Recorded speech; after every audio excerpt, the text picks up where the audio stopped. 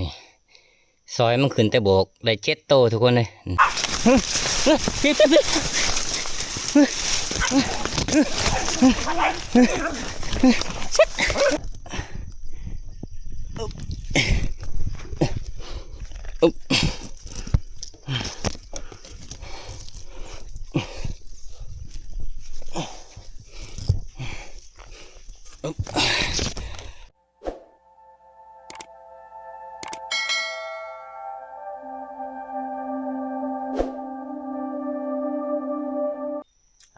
พอกันตอนเสาร์คือเก่าทุกคนเลยเนาะ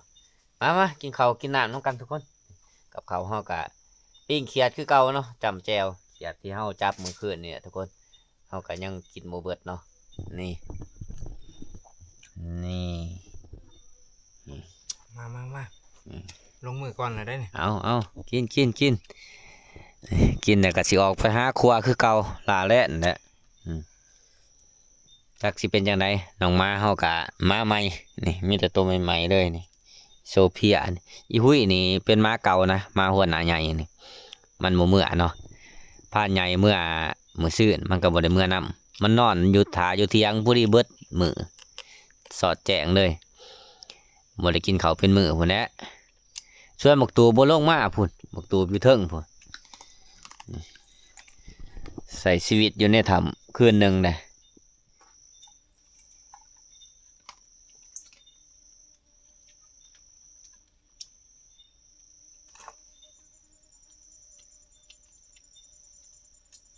ไข่เบิด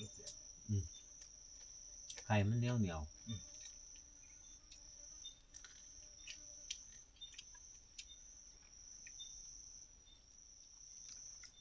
เขาบุกคอยลายวัน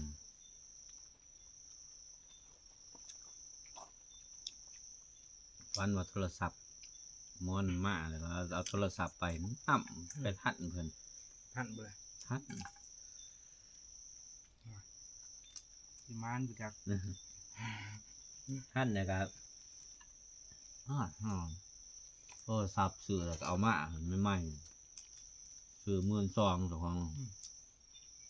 เพิ่นก็นับเงินบาทมาให้เขาเห็นหน้าต่างออกพวกแต่หน้าเขาเจ้า3 คนย้ำออกหุ้ยย้ำออกเดี๋ยวได้กินอยู่ล็อกนี่โอเตตี้กัวคือจะมี ก็ไปนอนเทิงให้ยังรับคืนแล้วก็ห่อนขนาด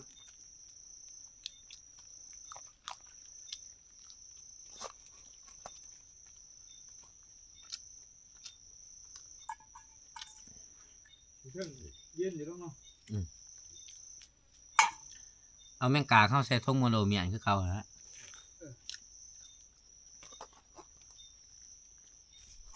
ไปบัดนี้ทุกคนหลังจากเขากินข้าวกินน้ำแล้วเดินซ้ายต่ออีกมื้อนี้พาน้องม้าออกล่าคือเก่าพุ่นน้องม้าเอาไปก่อนนะ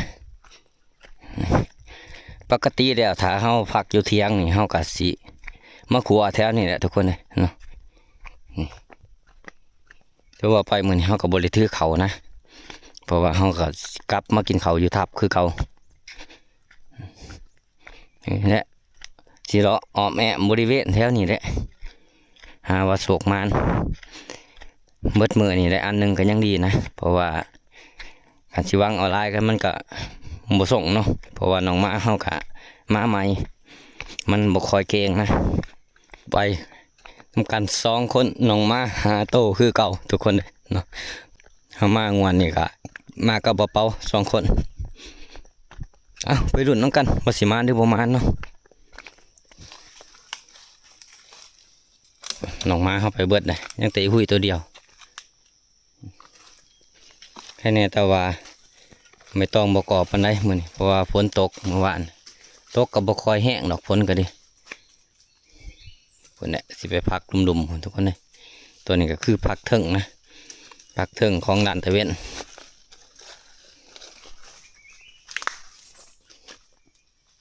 อีโซเฟียติดกินนะทุกคนกินแน่นหรือว่าแมงกากนะทุกคนนี่แมนนี่กินแมงกากนี่ จะเพียติดกินไปได้พวกแต่ว่ามันเป็นม้าใหม่นะมันเอากินบ่ไหลปานใดนี่อีหุยก็ติดคือกันเบิ่งหุยอีหุยก็ติดคือกันนี่เอาเบิ่งนึกว่าอีโซเฟียติดกินอย่างโม่หรอกนี่เป็นแป้นนี่มันเห็ดนี่ใหม่ฮักไปใหม่ๆโอ้ยมันใหม่ๆเลยโอ้หนูอะไรโอ้แม่นทุกคนเป็นหมูนะมันนงหนุ่มคนเลยน้องมาเขากันไล่ออกเบอร์บ่ทันซ้ำทุกคนเลยแม่ลูกอ่อนนะลูกทอแข็งแลนออกไปหาบ่เป่ากับยิ่งบ่ทันแต่สีลายทุกคนเลยออกมากับพ่อออกเบอร์แล้วทานน้องมาเขาก่อน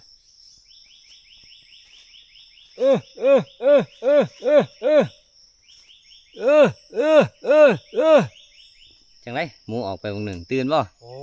ยจนว่าสิตามกันเข้ามาเล่นขึ้นมาใส่งัดไอ้หนาหนุกออกน้ำบ่ทันว่างัดออกสุดแล้วจนหนุกใส่จังสิ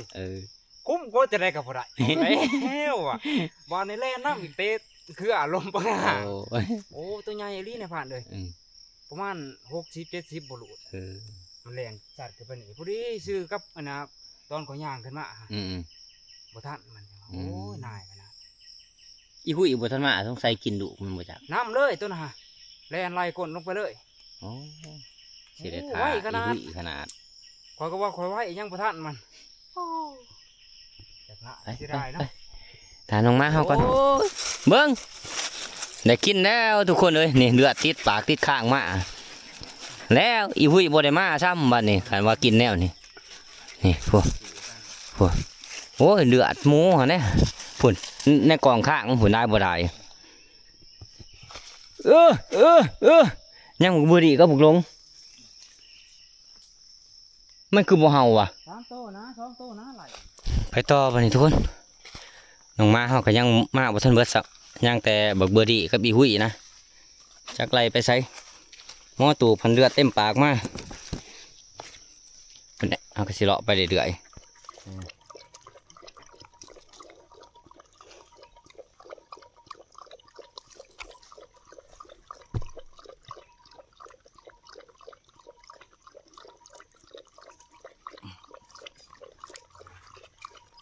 อุ๊บ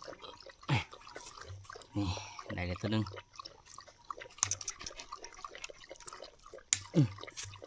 มีทั้งย่างเหรอมาแล้วบ่อีหุย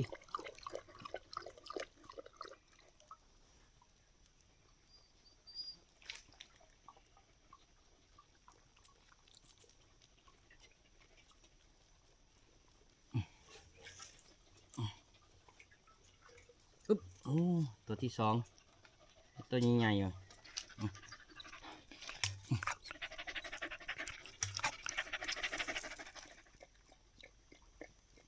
สิเด็กกับโต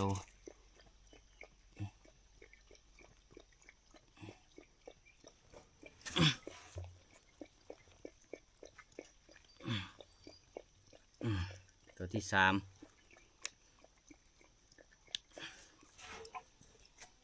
ไปแต่บ่มากินน้ำเด้อสู้เลยนั่นตัวหนึ่ง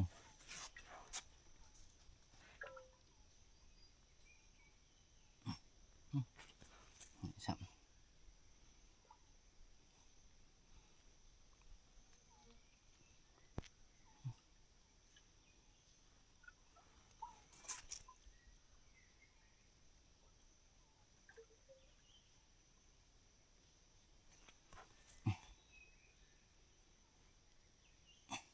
เปล่า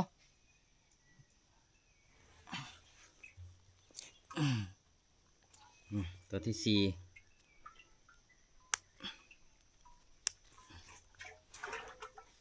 เบิ่งอีกก่อนนี่ซอยมันขึ้นแต่โบกได้7 โตทุกคนเลยนี่กบตกโบกนะไปต่อบ่นี่ครัวแล่นเฮา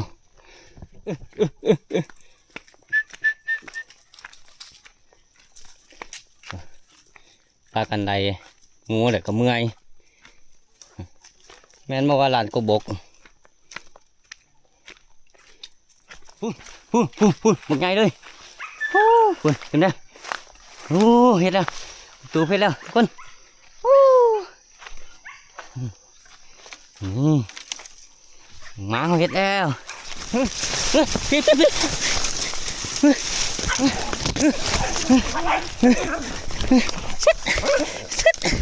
อัดเกิน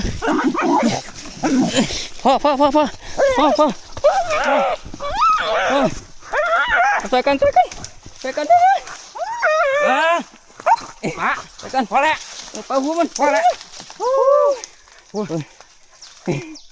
ตัวต้นดงนี่พ่อไล่ได้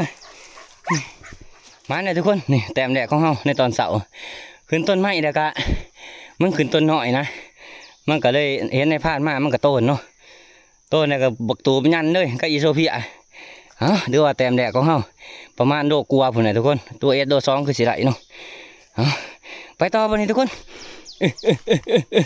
พุ่นหยาดกันทำอีทหมอครบรุดปากหมออีโซเฟียมาท่านอยู่นี่อีกรุ่มกันใส่ขาดเลยตูบเอาแล้วก็อีโซเฟียครบแล้วไปขึ้นกกแล้วว่ามึงหนึ่ง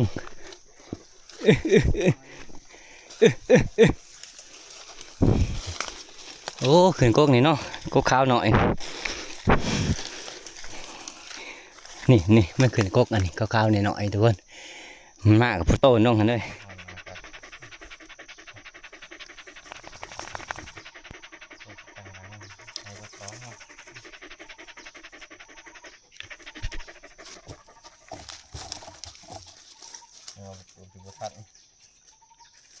ครบบ่อยากอยู่เพื่อว่าแล้วมันเขาอะไรปูได้จะครบเขียวมันบ่อยากดีเนาะ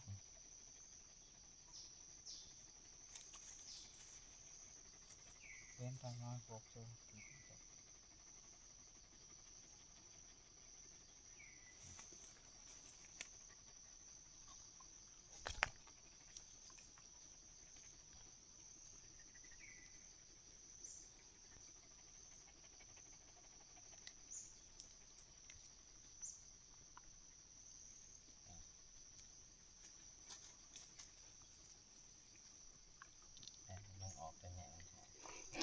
พายเอามาเนี่ยถือว่าตัวแดกแข็งม้านของเขาผ่านเป่าพายบ่ได้เอาทงมาทุกคนทงมีอยู่แต่ว่าเขาบ่ได้เจียเนาะทงมาโดมันอีรุมตุ่มตามไปต่อไปพูดโอ้ตัวมันใหญ่ตัวนี้ขึ้นได้หมูเห่าทุกคน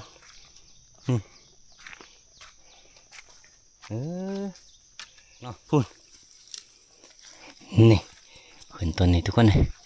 ในผ่านจะขึ้นเกาะกันมาเนี่ยแต่ว่าตัวใหญ่หรอกทุกคนนี่ประมาณ2 ขีด 3 ขีดนี่แหละก่อนเบิ่งบ่ดีมึงไปเห็ดยังเนี่ยโอ้มันไปบวกกันบ่ไปบวกกันก็หมูบ่มึงเริ่มทักมุงของไว้ทักมุงของก่อนโอ้แดนดงดีขนาดนี้เดิมดงแดนดี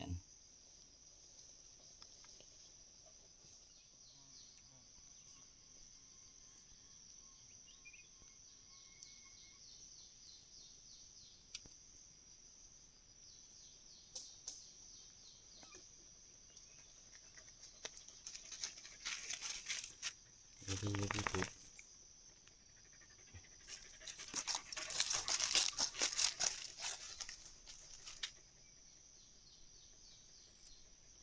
มันตัดมันออกง่ายๆประมาณนี้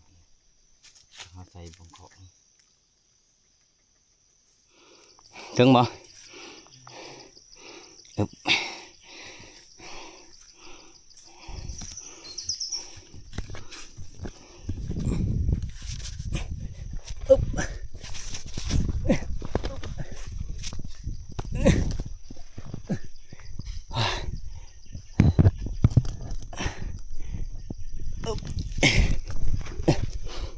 อุ๊บ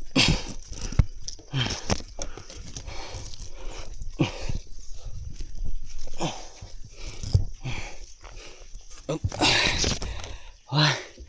เพื่อจะขึ้นเหาะทุกคนยกไปใส่ได้แล้วมันไปอยู่ใบไม้เดี๋ยวบ่ตัวผู้ใหญ่ตัวน้อยๆหนึ่งถือว่าออมแกงกินอิ่มนะโอ้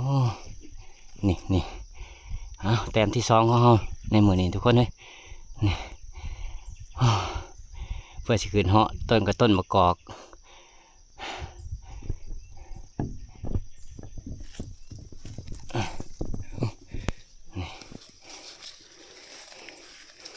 ตัวใหญ่ปานใดตัวน้อย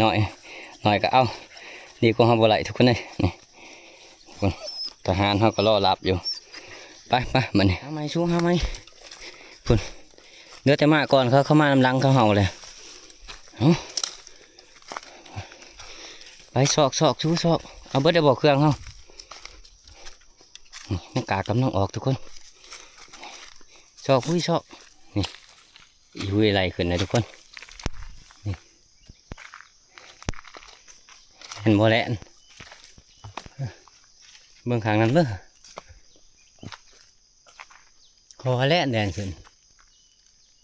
ก็บ่เห็นโตแล่นหน่อยนะทุกคนซ้ำขี้โก้นี่แหละจำอะไรเที่ยวก่อนเนาะเที่ยวที่ห้าปอตอนนี้กาเวลา11 โมงนี่ทุกคนขึ้นไปทับก่อนมันหาพักผ่อนออกมาเขาก่อนออกมาเมื่อยแห้งเนาะคุณเนี่ยประมาณบ่าย2คุณจะสิออกบ้านออกมาเขาออกอีกทีหนึ่งตอนนี้หิวเขาแห้งหิวน้ำพร้อมอีกโอ้บอกยางสางผุยไปเลย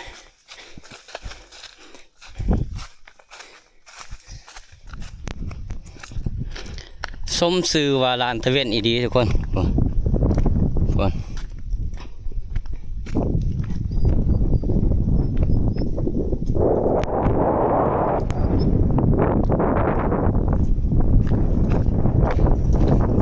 น้องมาเฮาไปก่อนมันอยากน้ำแห้ง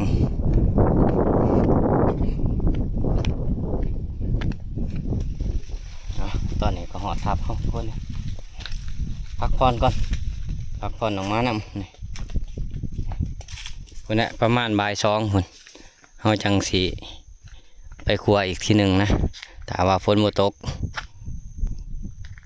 นี่ทุกคนผลงานตอนเสาร์เขา2 แต้มนะนี่ตั้งแต่8 โมงหา11 โมง2 แต้มเนาะนี่เอาถือว่าเขาพักผ่อนกินข้าวกินน้ำแล้วสิไปต่ออีกวันนี้ประมาณบ่าย2คนเนี่ยมาทุกคนกินข้าวน้ำกันกินข้าวเที่ยงนะข้าวเขาคือเก่าเลยทุกคนปิงกบกับเขียดคือเก่าเนาะนี่จำแจวคือเก่าเข้ามาเปล่าตัวมันเหมื่อยแห้งยิ้วเขาแห้งกินก่อนเปล่าเลย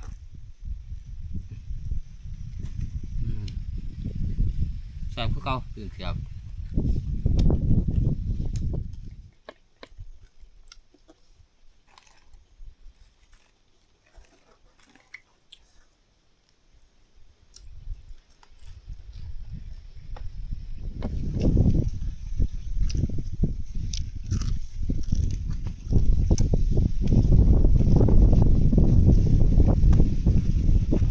ดีเบิ้งเอาไปก่อนมึงจบ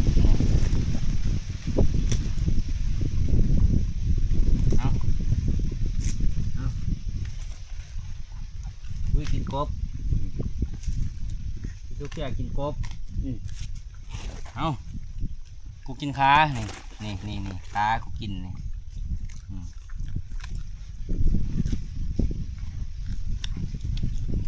ไปกินกาแฟก่อนทุกคนเลยเขากินน้ำแล้วกินกาแฟพักผ่อนจาก1 โมงจังเดินทางต่อนะตอนนี้ก็บ่าย 1 โมงเลยแหละบ่าย 2ให้จังสีออกเพราะว่า แดดมันบดๆแน่พอดีเฮาไปช่วงค่ำๆนี่แล่นใหญ่มันออกดีทุกคน